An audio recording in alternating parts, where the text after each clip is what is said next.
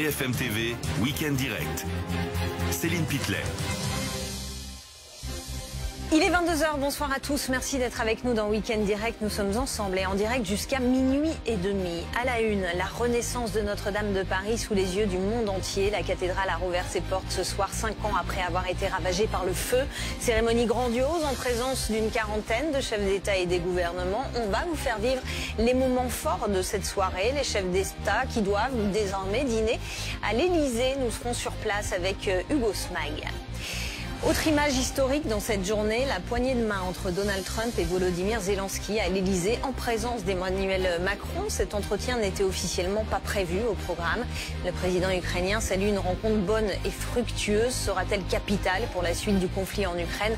On en parlera avec mes invités. Et puis, on suit la situation en Syrie. Le régime de Bachar al-Assad est-il sur le point de tomber? Les rebelles islamistes annoncent avoir commencé à encercler Damas. L'armée syrienne affirme qu'un cordon de sécurité très solide protège la capitale.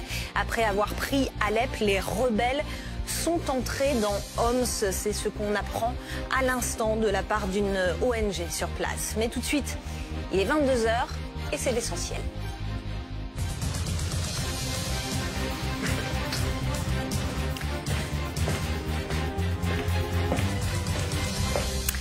Une cérémonie grandiose donc sous les yeux du monde entier. Notre-Dame de Paris a rouvert ses portes aujourd'hui après 5 ans de travaux devant un parterre de chefs d'État et de gouvernement. Emmanuel Macron a exprimé la gratitude de la nation à l'égard de tous ceux qui ont sauvé et rebâti la cathédrale. Les moments forts de cette cérémonie, c'est avec Eléa Morel et nos équipes sur place.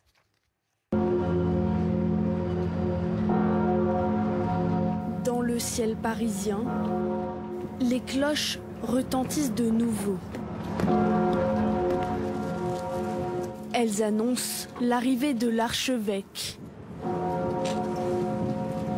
Frères et sœurs, entrons maintenant dans Notre-Dame.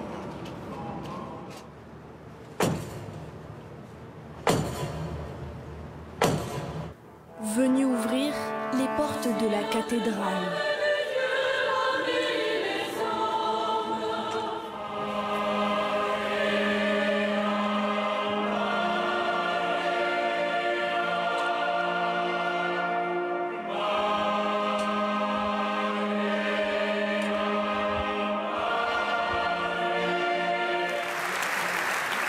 Devant un parterre de personnalités, 160 pompiers et compagnons défilent.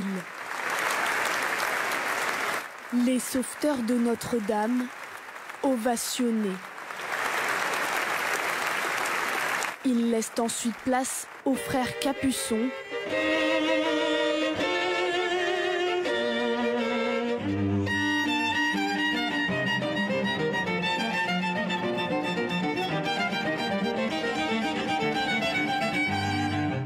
à Emmanuel Macron. Je me tiens devant vous pour vous dire la gratitude de la nation française. Nous avons décidé de rebâtir Notre-Dame de Paris plus belle encore en 5 années. Monseigneur, Notre-Dame de Paris vous est redonnée. Reste une dernière renaissance, celle de l'orgue, appelée à jouer à 8 reprises par l'archevêque. Éveille-toi, orgue, instrument sacré. Avant d'enfin s'éveiller.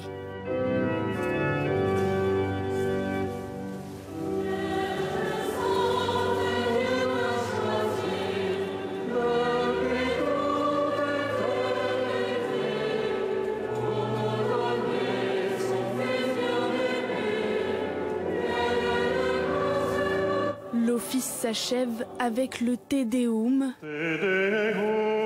l'hymne de louange.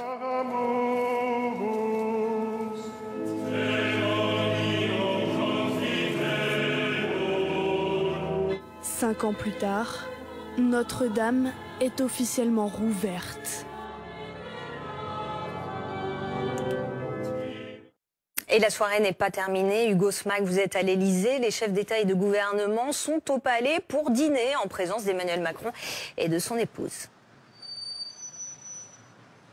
40 chefs d'État effectivement qui sont arrivés ici, une quarantaine de chefs d'État qui sont arrivés ici à l'Élysée vers 21h30, donc juste après la cérémonie. Alors ce que l'on sait de l'Élysée, c'est que tous sont venus effectivement à ce dîner, à l'exception du prince William et du prince Albert de Monaco. Un dispositif de sécurité de fait exceptionnel, vous pouvez le voir derrière moi. L'Élysée est encore un peu loin puisque nous avons été bloqués ici, puisqu'effectivement 40 chefs d'État, une quarantaine de chefs d'État, c'est absolument exceptionnel, c'est quelque chose qui n'arrive jamais. Nous sommes dans un week-end hautement diplomatique pour Emmanuel Macron. Alors même si ce dîner est très important, il n'éclipsera pas évidemment l'événement de la journée, celui de cette réunion trilatérale entre Volodymyr Zelensky, Donald Trump et Emmanuel Macron qui a eu lieu cet après-midi. Une réunion qui était voulue par Emmanuel Macron depuis plusieurs semaines mais qui a été décidée dans les dernières minutes. Une réunion totale qui aura duré environ 35 minutes, entièrement en anglais,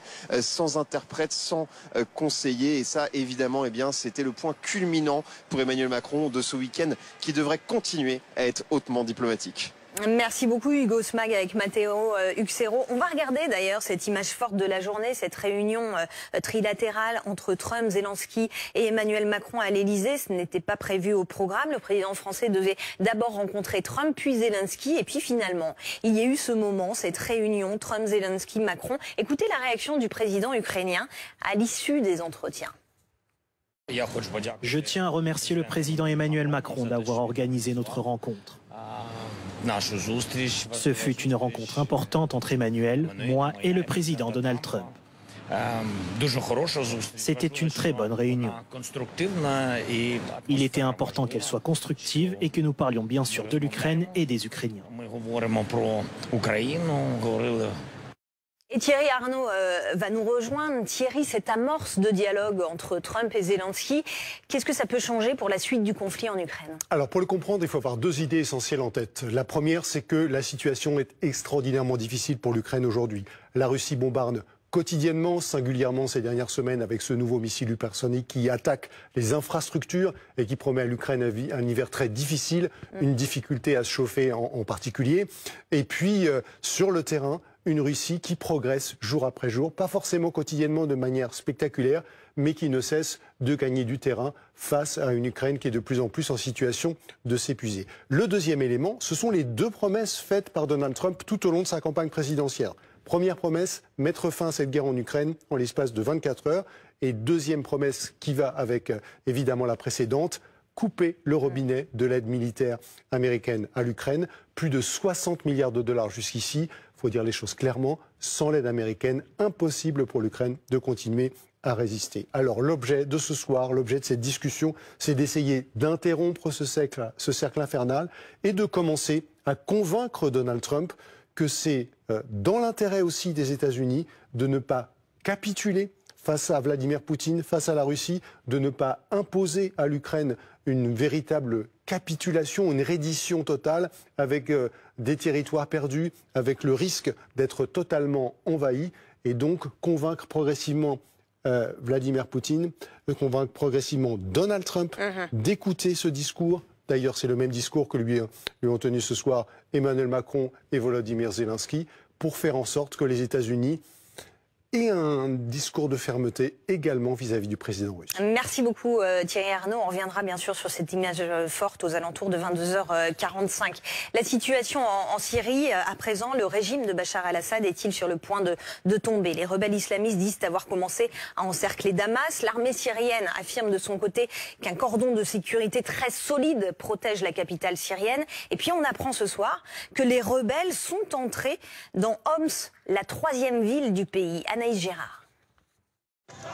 C'est tout un symbole, une statue de l'ancien président Hafez al-Assad et père de l'actuel chef d'État, mise à terre par des manifestants, comme décapités. L'avancée des factions rebelles qui entendent renverser le régime est particulièrement fulgurante. Moins de 10 jours pour s'emparer d'une dizaine de localités et de plusieurs villes stratégiques, comme Alep au nord et Hama au centre. À Souaida, des combattants ont élu domicile au pied d'un bâtiment officiel. Le gouverneur et les chefs de la police ont déserté leurs bureaux. Depuis plus d'un an, cette ville est le théâtre de manifestations contre le gouvernement. L'opération militaire menée hier a permis de libérer de nombreux quartiers généraux. Mais des affrontements sont toujours en cours entre les factions de l'opposition et les forces gouvernementales dans certaines casernes. Dans le nord de Homs, à seulement 150 km de Damas, les premiers coups de feu ont retenti dans l'après-midi. Ces insurgés patrouillent en périphérie de la ville, lourdement armés. Certains saisissent même des chars de l'armée syrienne laissés à l'abandon au bord de la route. Là, nous préparons des convois. Nos frères sont très motivés. Et maintenant, nos drones font leur travail à l'intérieur de Homs grâce à Dieu. Les rebelles approchent de Damas où se trouverait toujours le président Bachar al-Assad. Ils disent encercler la ville. Ils sont notamment à 20 km de l'entrée sud. Les lignes de défense ont été renforcées autour de la capitale, d'après l'armée syrienne. Au moins 4 morts dans l'effondrement d'un immeuble à La Haye, aux Pays-Bas, suite à une explosion et un incendie tôt ce matin. Dans la journée, les pompiers ont réussi à extraire une personne vivante des décombres. Le bilan reste provisoire. Selon les autorités, une voiture aurait quitté rapidement les lieux ce matin. Avant l'explosion, une enquête a été ouverte pour comprendre les circonstances du drame. La France et la politique, qui remplacera Michel Barnier à Matignon? Emmanuel Macron poursuivra ses consultations lundi pour trouver un nouveau Premier ministre. Le président recevra les écologistes et les communistes qui ont répondu présents à son invitation. La France insoumise, de son côté, a décliné. Écoutez Yann Brossat, le porte-parole des communistes. Ce que nous disons, très simplement, c'est que nous assumerons toujours nos responsabilités pour faire en sorte que la situation des Français, concrètement, s'améliore. Et pour le reste, les petites bisbilles politiciennes entre les socialistes et les insoumis, tout ça me passe 3000 km au-dessus de la tête. Mais je vous le confirme, nous ferons tout pour que la situation s'améliore et nous ne participerons à un gouvernement qu'à la condition qu'il change fondamentalement de politique par rapport à ce qu'on a connu depuis 7 ans. Si c'est juste participer à un gouvernement pour donner quitus à une politique qui sera la même que celle qu'Emmanuel Macron a mise en œuvre depuis 7 ans, il n'en est pas question pour nous. Les salariés de Decathlon se sont mobilisés aujourd'hui un petit peu partout en France. Ils ne comprennent pas le versement de dividendes d'un montant d'1 milliard d'euros aux actionnaires muliez. La goutte de trop pour les syndicats qui demandent, eux, des hausses de salaire. Et qui s'inquiètent aussi des suppressions de postes chez Auchan, une autre enseigne du groupe. Loïc Gazard avec Pauline Delevoye. Dans cette grande surface, avec le plan social annoncé chez Auchan il y a un mois, c'est tous les salariés qui travaillent dans les rayons non alimentaires qui pourraient perdre leur emploi. Une décision difficile à comprendre. Ça nous révolte parce que en même temps, ils annoncent un plan social et c'est le même groupe, attention, qui ne dit pas son nom, mais ils s'octroient 1 milliard d'euros de dividendes. C'est absolument scandaleux dans cette période de fin d'année où on va foutre des gens à la porte en pleine période de fête de Noël et en même temps, on va se rétribuer 1 milliard d'euros de dividendes. Ce groupe, c'est celui de la famille Mullier, à qui appartiennent aussi les enseignes Leroy Merlin, Jules, Nord-Auto, Boulanger ou encore Decathlon. C'est cette dernière qui a versé 1 milliard d'euros de dividendes à ses actionnaires. Dans une interview cette semaine, le président de Decathlon s'explique. Le momentum n'était pas idéal au niveau médiatique. Il tente de rassurer. Ce n'est évidemment pas de l'argent qui va dans la poche des actionnaires. Des explications qui peinent à convaincre. Le montant rend furieux ce syndicaliste. La somme et le timing et le fait que ça corresponde aussi à la même somme qu'ils ont perçue au niveau du titre du CUC, qui est de l'argent public. Donc là, il y a quelques éléments comme ça qui viennent se télescoper et qui génèrent de la colère. 300 magasins pourraient être concernés partout en France. Un rassemblement est aussi prévu à Paris à la mi-journée. On n'en sait plus sur les circonstances de l'accident de car qui a fait 2 morts et plusieurs dizaines de blessés dans les Pyrénées-Orientales la semaine dernière. Le chauffeur de car a été testé positif à la cocaïne. Il a été mis en examen et écroué. Il transportait des touristes espagnols et colombiens. Un mot de la météo. Soyez prudents si vous habitez dans le sud-ouest de la France. 4 départements sont placés en vigilance orange. C'est une vigilance pour des risques de neige et de verglas ce soir et pour toute la journée de demain dimanche. Et puis on finit avec un mot de foot. 14e journée de Ligue 1. Monaco s'est relancé en battant Toulouse 2-0 avec des buts de Singo et de Mbolo, Monaco qui devient à nouveau le dauphin du PSG. Et puis après 2 lourdes défaites en quelques jours, Nice retrouve le chemin de la victoire face au Havre, 2-1, avec des buts de Laborde et de Boinani pour Nice et un but en fin de rencontre de Lloris pour le Havre. On va jeter un coup d'œil rapide au classement. Je vous le disais, Monaco devient à nouveau le dauphin du PSG et Nice met la pression sur Lyon qui joue ce soir face à Angers. Vous restez avec nous dans un instant. La renaissance de Notre-Dame de Paris sous les yeux du monde entier. Ce soir, la cathédrale a rouvert ses portes 5 ans après avoir été ravagée par les flammes. À tout de suite. Week-end direct. Céline Pitlet. 22h23, la France, centre du monde ce soir. Après 5 ans de travaux, Notre-Dame de Paris a rouvert devant 1500 invités, un parterre de chefs d'État et de gouvernement, événement planétaire pour la renaissance de la cathédrale dévastée en 2019 par un violent incendie. On a vu Donald Trump, Elon Musk, le prince William, le président ukrainien Volodymyr Zelensky, des têtes couronnées, les chefs d'État et de gouvernement qui sont en ce moment en train de dîner à l'Élysée. Antoine Forestier, vous êtes devant Notre-Dame de Paris pour BFM TV. Est-ce que sur place, les festivités se poursuivent, Antoine?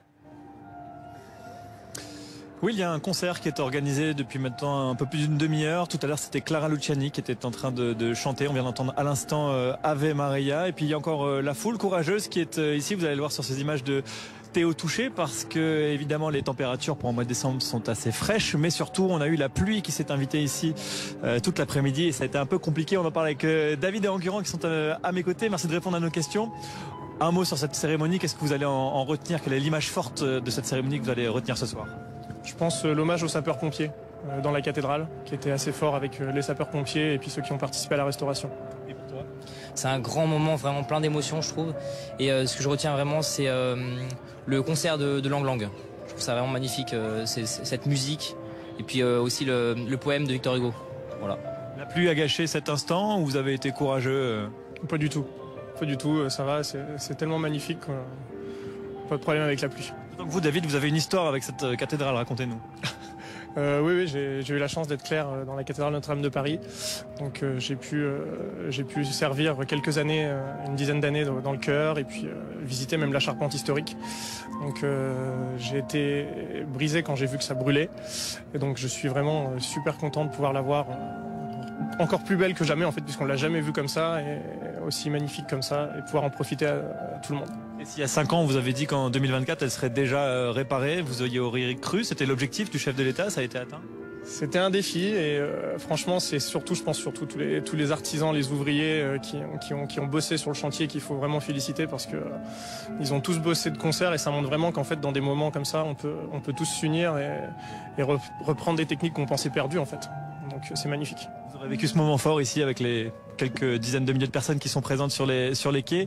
L'idée maintenant c'est d'aller la visiter à l'intérieur. Vous avez déjà réussi à avoir un rendez-vous ou c'est compliqué? Non, pas encore, mais on reviendra tranquillement. On va laisser passer le flot de touristes et puis elle est là depuis bientôt 900 ans. Elle va continuer, donc on y retournera, c'est sûr. Merci beaucoup. Merci à tous les deux d'avoir répondu en direct à nos questions.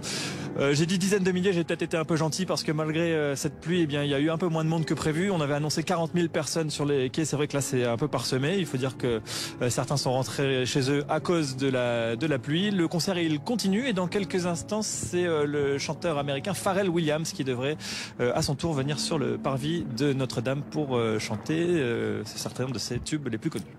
Merci beaucoup, merci Antoine Forestier avec Théo Touché. Je salue mes invités ce soir. Bonsoir Ulysse Gosset, éditorialiste politique internationale BFM TV. Vous avez passé la journée dans la cour de l'Élysée, on verra ça tout à l'heure. Bonsoir Brigitte Hadès. Bonsoir. Merci de nous avoir rejoints, grand reporter pour la revue politique internationale. À vos côtés Maurice Safran, bonsoir. Éditorialiste politique à Challenge. En face de vous Jérôme Clèche, bonsoir Jérôme. Bonsoir. Consultant défense BFM TV, Marjorie Paillon, bonsoir. Vous êtes journaliste, spécialiste des questions internationales et plus particulièrement de la politique américaine. Et puis Thierry Arnaud est avec nous, toujours éditorialiste politique internationale BFM TV. Peut-être un tour de plateau très rapide pour qualifier cette cérémonie que vous avez suivie avec nous sur BFM TV. Vous l'avez trouvé comment, Maurice, en un mot? En un mot, moi, ce qui m'a le plus touché, comme le vieux Parisien que je suis, c'est Notre-Dame elle-même.